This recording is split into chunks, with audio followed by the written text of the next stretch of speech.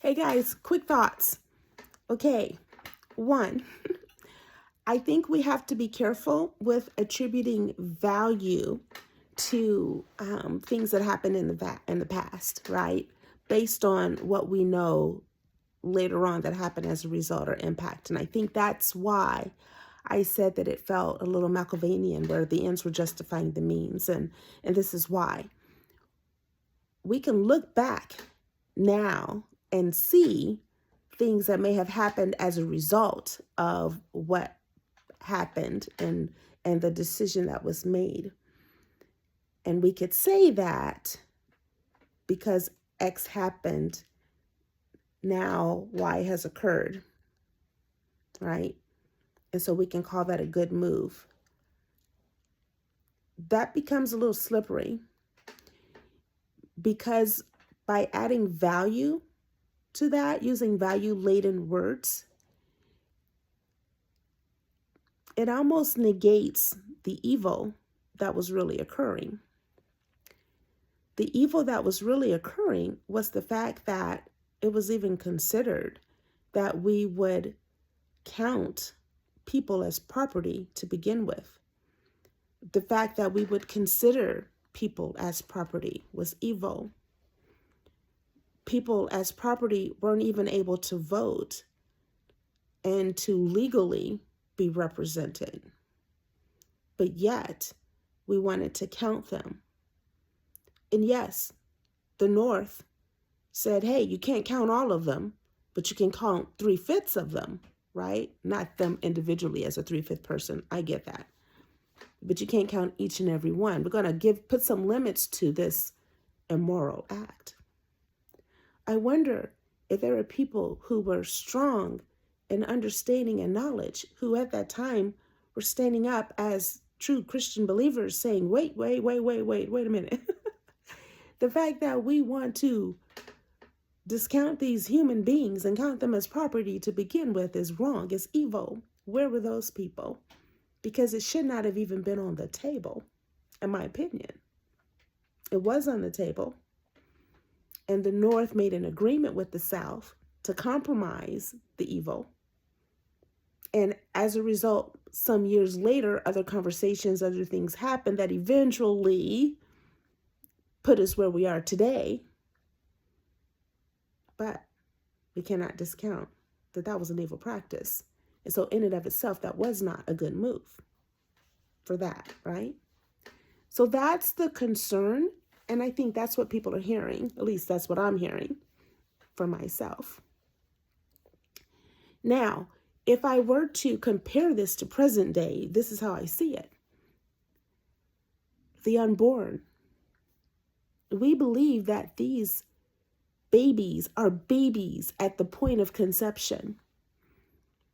Just because they're living within the mother doesn't mean they have less value. They still count. Even under circumstances where the mother may have been raped, because it's not the means in which the baby was conceived that determines its value, correct? I think we agree on that. Same way as when the mother's life is in danger. Is the only option abortion, right? Cannot some other options be made? Can we not deliver the baby C-section, right? I've heard that, right? Are there other options? And I think we believe that. And today, there are people who are using their voice vehemently to say, no, this is wrong. We can't do that. But what happens in 200 years? Would we have people who would go back and say, well, you know, the compromise that was in the states at the time that allowed for abortion to take place for babies in the instances of rape and endangerment of the mother's life was a good move because, and again, we don't know what's going to happen in 200 years, but maybe there were some situations or things that happened that people looked back and thought, wow, you know what? That was probably a good thing that we did that, because had we not done this, this would not have been, or da da da da da. Or Because we did that, it led to this conversation and that conversation and this change of law and this change of law, to now we're at the point where abortion is fully eradicated. We can look ahead, right?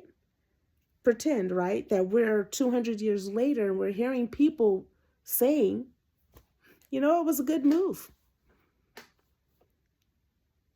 Would that be so? I believe that the same argument that we're experiencing now because of the conversation around 3/5 would be the same thing in 200 years related to the abortion issue. Because there would be people who, by association, who by knowledge of history,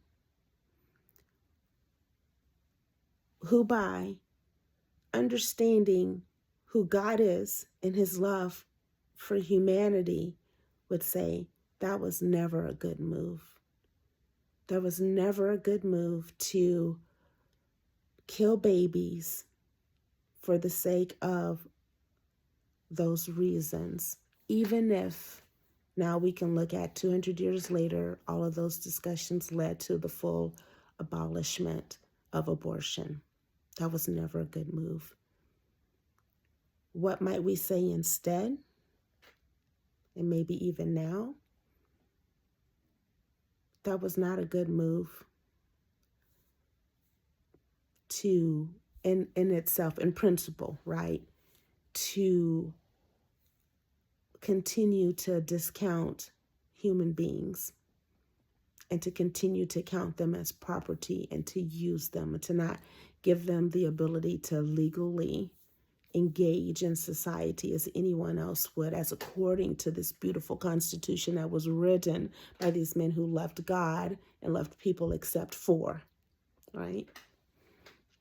That was not good. However, our God is the master of turning around that which is evil and bringing us to a place where he uses that so that good comes forth. Because as a result of that evil, the good people stood up. The good people spoke truth. The good people continued to persevere and speak and to stand up for what was right.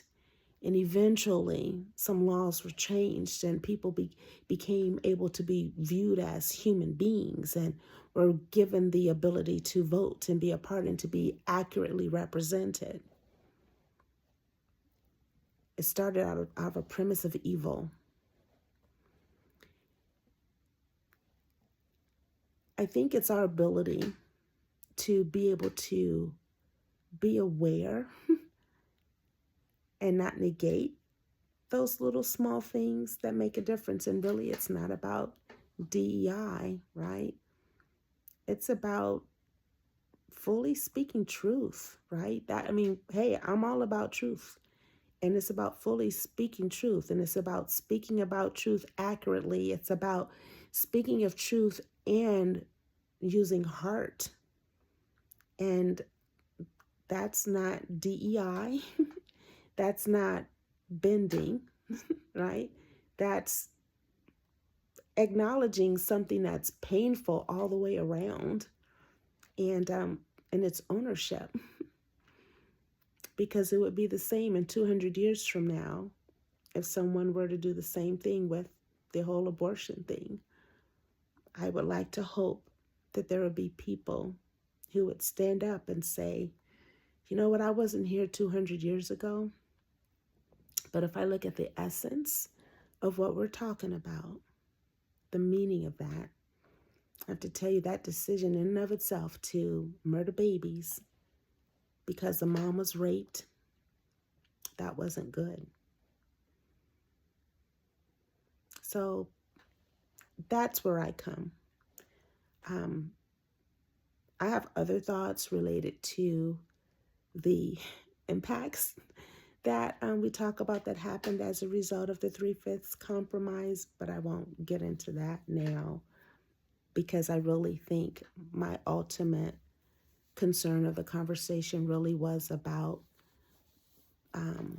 speaking of truths based on how we see them today and attributing value to those truths. That's all. Thanks for listening.